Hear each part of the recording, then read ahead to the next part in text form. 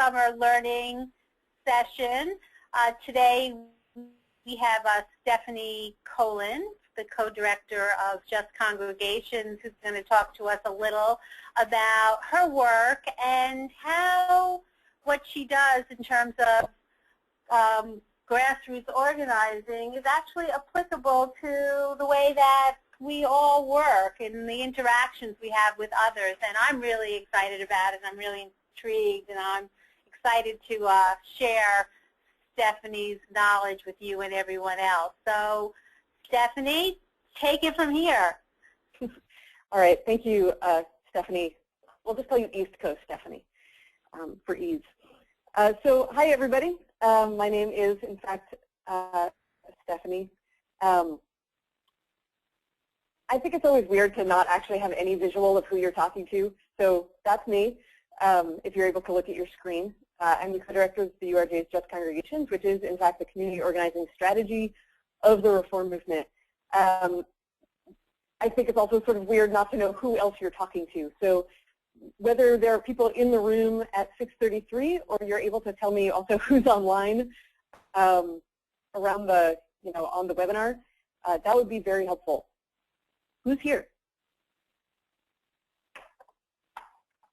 We can start with who's in the room at 6:33, and then we'll go to who's online, okay? Perfect. Great. So, hi, Stephanie. It's Frida Hirschman-Huberman. I'm the Associate Engagement Director at Expanding Our Reach, and I oversee Intro to Judaism, Taste of Judaism, working on some outreach. And I've used webinars and GoToMeetings, but I'm intrigued by what you're going to present. Awesome. Hi, Stephanie. I'm Shelley Hubert, the Director of Membership, and I'm interested in hearing your talk. Thank you. Thanks. This is Elizabeth Faldman, and I am the Assistant Director of Human Resources. And you know that Stephanie Jarrett is in the room with you, and let's see. Hold on, we have more. Hi, Stephanie. This is Osiris from the IT department, so thanks for your presentation. Hi there. Hi, Steph. This is Rachel Brill. I'm the Human Resources Associate here at the URJ. We do have a few people online. If any of you want to raise your hands, I'm happy to unmute you so that you can introduce yourselves. Otherwise, I'd be happy to do it on your behalf. All right. Victor, take it away. Hey, Stephanie, it's Victor Appel. You know me. I do.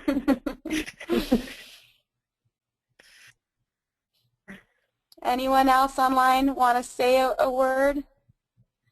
All right. Well, also online we have Frederick Butler, who works with our IT team, as well as Michael Belkin, who's our Chief Information Officer, Michael Goldberg of Books and Music, and then Scott Price of our Congregational Networks team. Phenomenal. Thanks for taking the time to do that and for taking the time today to be in this conversation. I'm really looking forward to this conversation. So to figure out, what would be the most relevant way to proceed, Stephanie and Elizabeth and I sort of tried to hash out what part of the work that my Just Congregations team and I do could be potentially useful, relevant, and even packageable for others on the URJ team. So one thing that we thought would fit the bill is the concept in community organizing that we call self-interest. So we felt that this might actually be a productive conversation, and we'll try to, even in this kind of challenging setting, we'll try to make it a conversation. So if you do have questions, please jump in. Rachel's going to help us field them, because I'm terrible at noticing questions happening, but it would be even better if it's a conversation. So this isn't going to be rocket science, I don't think, or feel brand spanking new to anybody in particular, but hopefully it'll be a helpful conversation all the time. And in just a moment, we'll unpack the jargon of self-interest. But first, I just wanted to start with a question. So in your professional or public world, so not your partner, not your mom, and not your boss or someone who has power over you to tell you what to do, but in the public or professional world, has anyone ever asked you to do something or to join something that you didn't want to do or join? And then what I'll what we'll talk about next, sort of in relationship to that, as you think about your own experiences, how did it feel to be asked that, to do that or join that? How did the person ask you?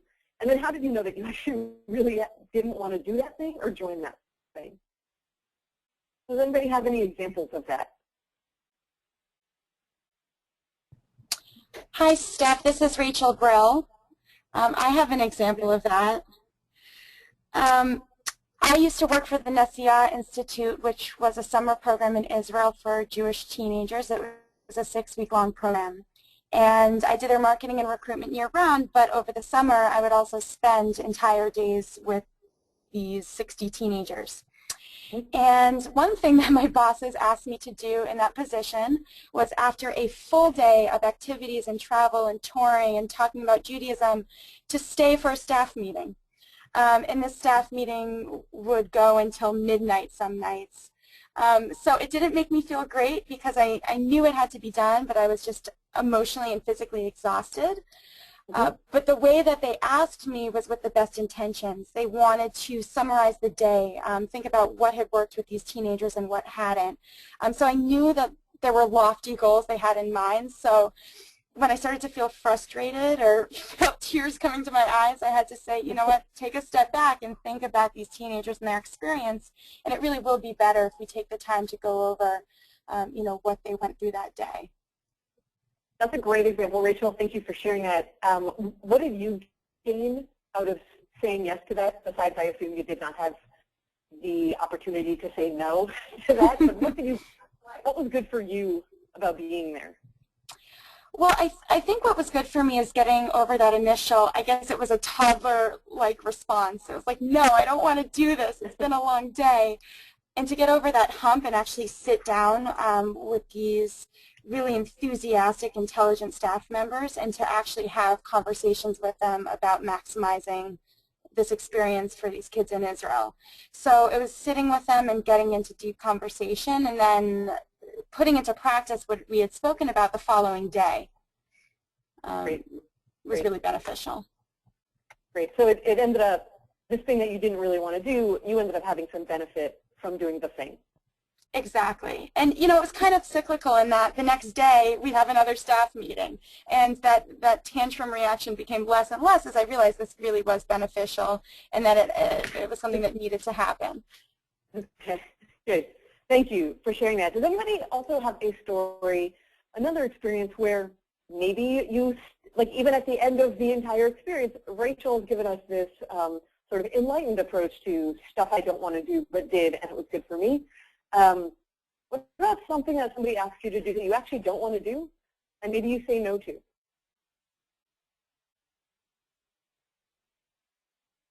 And just as an example, as you think, somebody calls me from some organization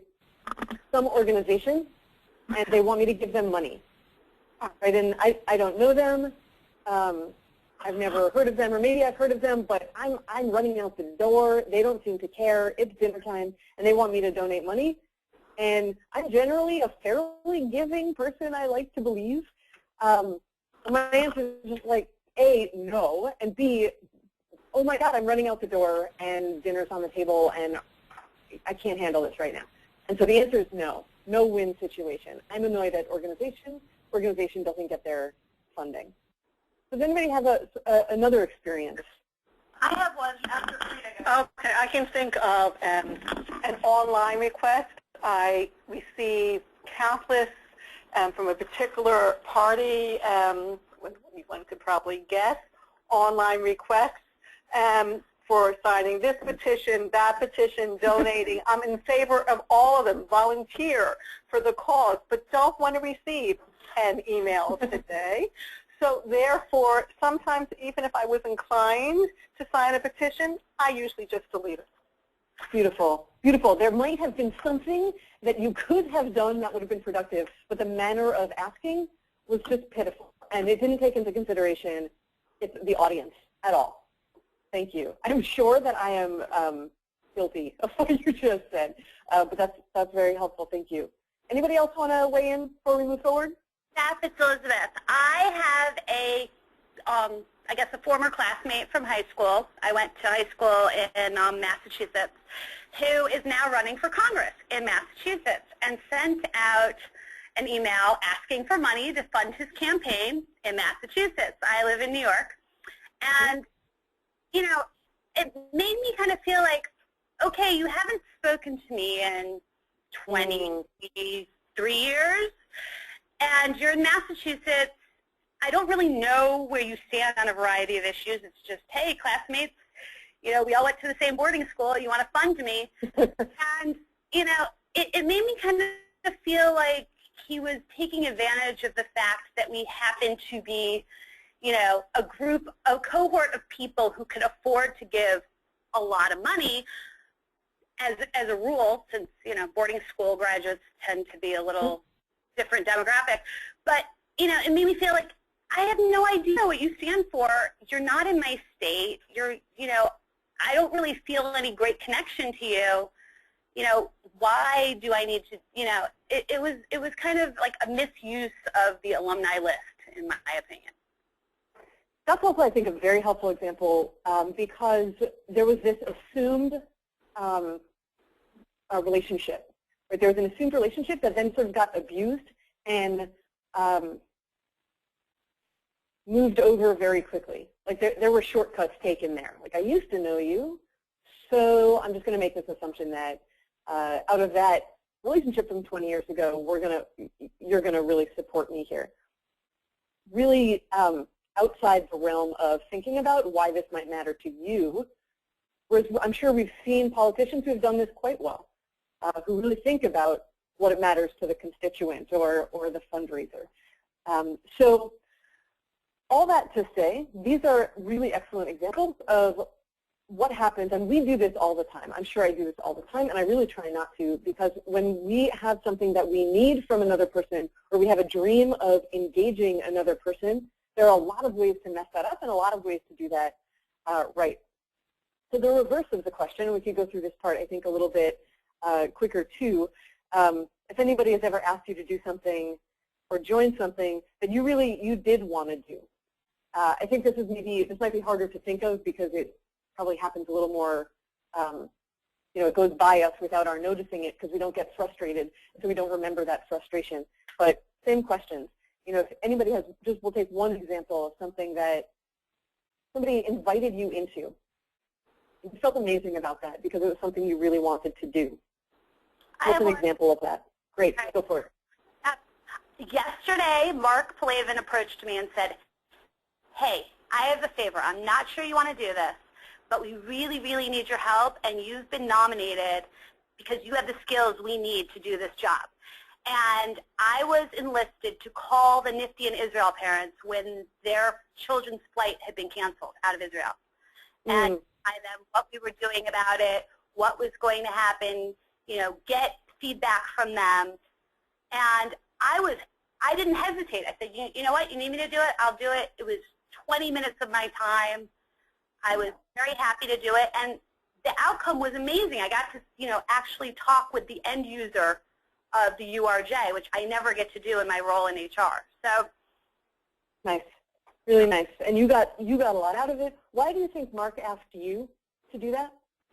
He told me because, well, Barbara had suggested me because I was a parent.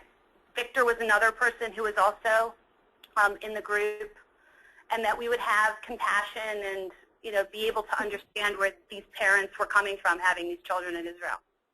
Great, great. If I had to swim inside of Mark's brain, I might wonder also if he thought that, as you described, getting something out of the experience, really enjoying it, connecting with people, I wonder if he, thinking about you and Victor, thought these are people who would benefit also from the experience, knowing Mark as I do.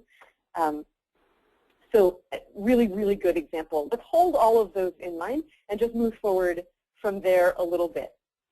So the premise of this conversation, and I'm going to ruin the ending right here, the purpose of finding out and understanding and respecting another person's self-interest, and we'll still unpack that in just a moment, but this other thing that another person wants or might get out of something, it's actually very simple. If there's an awesome person in a congregation or in an organization or someone you work with, and they're talented and they're funny and they're powerful and they're interesting, and maybe they're relational and they're thoughtful, then the question I always have on my mind in my work is, I wonder if there's something that we could do together. Right? I wonder if there's something that we could build, or some way that we could collaborate and be a team, be bigger than the sum of our parts, and maybe create something in the world that didn't exist before. And so who you have on the screen, that's Rabbi Rachel Timoner. I don't know if anybody knows who she is, but she's a rabbi in Los Angeles, and of course I'm located in, or based in Los Angeles. And so when I walk into a congregation, I'm trying to think, who are the people here that I want to do something with? My self-interest is to build something amazing, to whether it's through the lens of justice and systemic change work, or whether it's transforming a congregation into a place that's more relational, or more about people and community and story. I'm going to look around that congregation for partners. And I want those partners to be people who have a certain set of characteristics or skill sets, or so that we can actually build something together. So that's my eye when I walk into a congregation.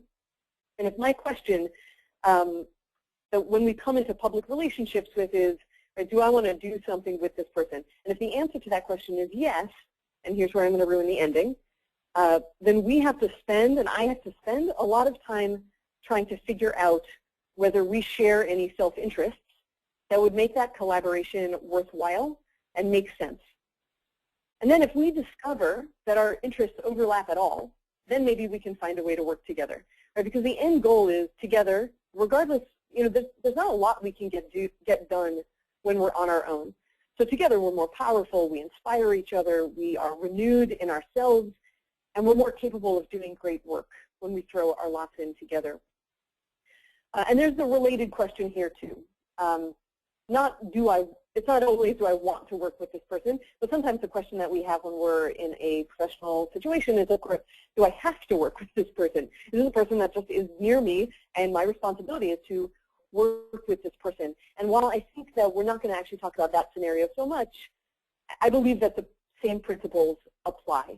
If you want to work with someone, or you have to work with someone else, the key to the door of opportunity and success and creation is this thing that we call in the business self-interest. So I know this is like the most boring slide that was ever created in the history of slides, but I promise that it's not going to be that bad. So the etymology, the place where self-interest comes from, is it comes from the Latin, two words, inter, meaning between, and esse, meaning to be. For all of you Latin scholars out there, you can tell me I'm wrong. That's, I think, the only Latin I'm familiar with.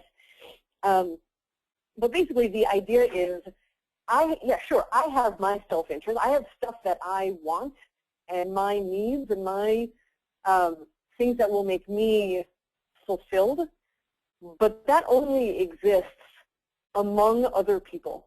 So the self part of that, that's the me. But the interest part of that is what I need amongst, interwoven, connected to, and in the context of others and what other interests are. See, self-interest comes on this spectrum of self. On the left-hand side, it's selflessness, right? That's when we approach a situation when, like, I have no needs. I am totally fine. I'm just going to do your bidding, what you want to do, and follow your agenda. That is selflessness. It's sometimes seen as a virtue. I don't think it's extremely helpful when we're trying to find ways to collaborate with other people, just ending up doing what they want to do. On the other side of the spectrum, of course, is selfishness. Only what I want, only my needs and my interests matter. I have stuff I want to do, and I'm totally going to plow over your interests. That's just the self part of self-interest. But smack there in the center is this balance in the spectrum, self-interest. I exist, my interests exist, but they exist in the context of what other people want and need and crave and dream as well. So we see this all the time in the real world. If I really want to spend time with you, you can consider I'm talking to each one of you. If I really want to spend time with you, I might try to find out what you care about. And if it turns out that you love jet skiing, and lo and behold, I love jet skiing. I've only been once, to be fair, but I think I love jet skiing. Then maybe actually we'll go jet skiing together. If, however, I really want to hang out with you, but I hate jet skiing, but I do it just for you, and we do it and we do it and we do it. It's really nice and fun, and that's how we're, doing stuff together. But you never ask what I want to do or what I care about. Eventually, you can imagine how I start to feel. I get resentful. I get annoyed. I start to feel like my interests don't matter to you at all. I start to feel like maybe I know where you can take that jet ski and put it. I have no image or picture for that, but you can use your imagination. So the same is actually true, again, not rocket science, but the same is actually true for a public or professional relationship. There's a sacred balance in which both parties or all multiple parties need to have their self-interest served to some degree for a partnership to be worth it and meaningful, bigger than the sum of its parts, and even at all a positive experience. So I wonder if anybody has collaborated, and we'll take just a moment again, I think, for reaction, if you've ever collaborated with someone or tried to collaborate with them and found the person to not be very curious about your interests or what you cared about or what was important to you. I'm not asking for names. We're not going to throw anybody under the bus or tattletale. But just if anybody wanted to unpack a short experience where you tried to work with somebody, but they didn't care at all what your interests were.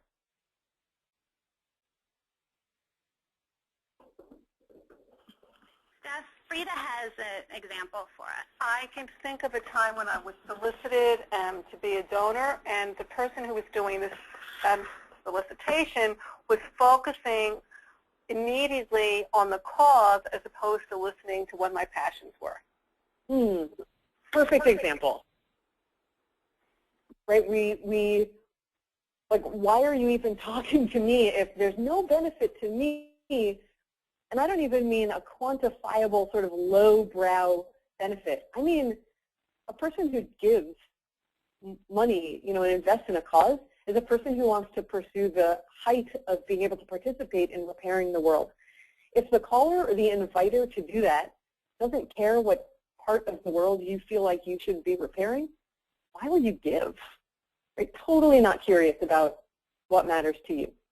If you're doing any fundraising, by the way, same thing. This is the same story. Right before, the story about Mark asking you guys to call parents. Right? My best guess is that he considered your self-interest in that and also gave you a chance to say no. As you told the story, it was, I don't know if you're going to want to do this or be into it, but here's and what he didn't do was try to sell you on his agenda. He gave you an opportunity. He made an invitation, a proposal, to which you could have said no. So right, that sort of sense. Now, when we're asked to do something that is totally not in our interest, the other person has no curiosity about what we care about or who we are, that potential for collaboration will get shut down very quickly. So the art of discovering and actually caring about another person's self-interest, I believe, is the art of collaboration, creation, and productive public relationships.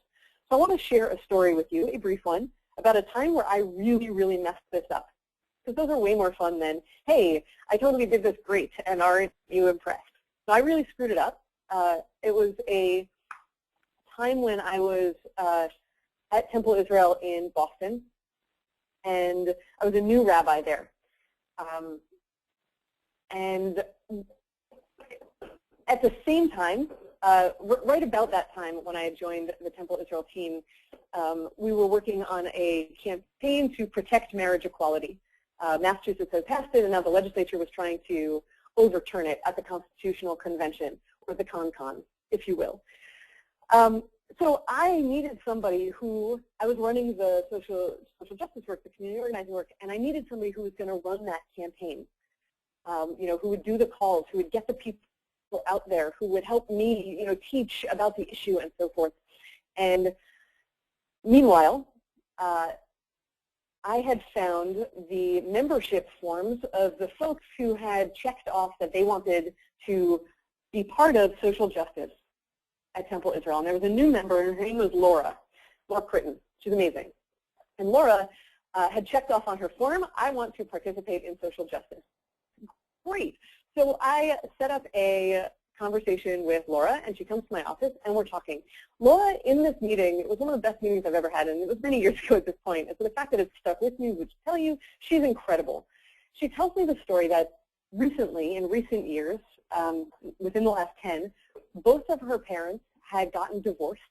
Her parents had gotten divorced from one another, and both of them had come out as gay, and they both had other partners now.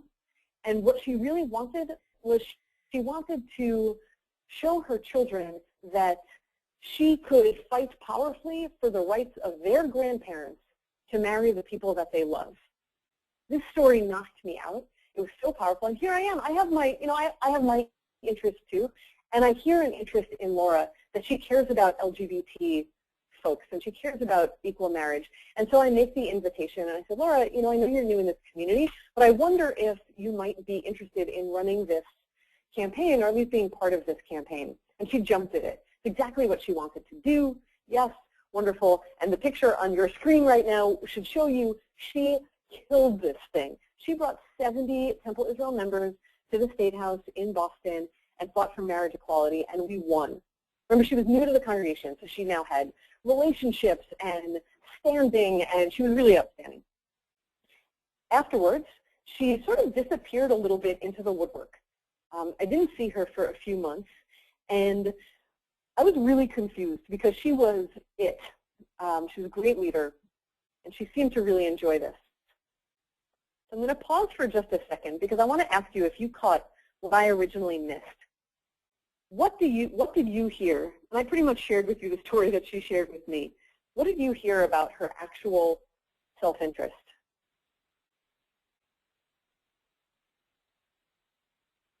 Anybody catch something more than the LGBT realm? She wanted to show her kids. Sorry, you guys talking? Go ahead. That's all you. I was just saying that she wanted to show her kids that she could stand up for their grandparents. Yeah. If I had listened harder or been willing to hear her or cared more, frankly, about her self-interest in that moment or understood the power of self-interest and her self-interest at that point, I maybe could have heard what you just heard. And I could have heard that where her gut level of interest actually was. This is the picture. That's Laura. And this is the picture of her self-interest. She has 2 daughters, and really what she wanted was to teach her young daughters that they also could act powerfully. I just dug a little bit deeper. Asked her about her children. What does she want to teach them? Why? Who does she want them to become in the world, and who do they want? How does she want her mom to? Rather, how do she want their mother, to be acting? I think I would have done a much better job in that moment. So I called her, because if you're in a relationship with somebody, you can always fix what we mess up. So I called her, and I asked her if she would come back and chat with me for a little bit. And I apologized because my job was to listen better than I had. And we talked about it again, and I asked her a lot more about her kids. And she went on to lead a ton of campaigns at Temple Israel very successfully, became truly central to the congregation. And I had to realize I had been preoccupied by finding someone who could do my thing. I had a problem. I needed somebody to lead a campaign. And by the way, I was a new rabbi, and I was under a lot of pressure to succeed.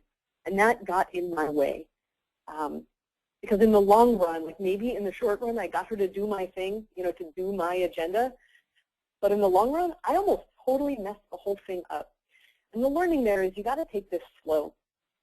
You got to listen hard, because this is a long-term investment that we make in the people with whom we want to work. So there's a simplicity here, and I promise I will stop speaking shortly. But there's a simplicity here behind the how. This won't be rocket science again. So where does, what do we have to know? What do we have to know to get this right? One, we have to be really clear on our own self-interest, like really clear. What do you want to do? It does not help to end up doing somebody else's agenda just because you want to play with them, because you'll never get your stuff fed. You won't get your life fed, and then ultimately you'll stop doing anything with them. This is, I will tell you, one of the hardest things it is for me to teach a congregation to get really, really clear on their own self-interest. What do they want to build? What is their dream? What is their vision? And how do they want to get there? And the second thing we really need to know is this other person's self-interest. And the only way that we can actually know it is by training ourselves to be more and more and more curious and to actually care what they want. Not to care just enough about what they want so that we can manipulate the situation and get them to do our thing. That will fail every single time. But we actually, can we nurture in ourselves the characteristic of curiosity, that I actually care what this person wants? Why? Because this is the sweet spot. If we can find overlapping self-interest with someone, there is almost no limit to the things that we can create. So if somebody doesn't want to spend time on, you because you're not spending time on them, I think we miss out on the opportunity. We move towards a place of manipulation, first of all, instead of collaboration. And second, we'll lose people's trust very quickly. The Jewish tradition teaches that there is nothing as valuable as a good name. So if we disrespect people or ignore or shortcut, which is not a malevolent thing to do, it's often what we do because we have a lot on our calendars. So if we shortcut learning another person's self-interest, I think the worst thing that happens is that we lose our good name, we lose our reputation, we lose their trust, and then we won't even be able to do a compromised version of what we thought we wanted to do in the world.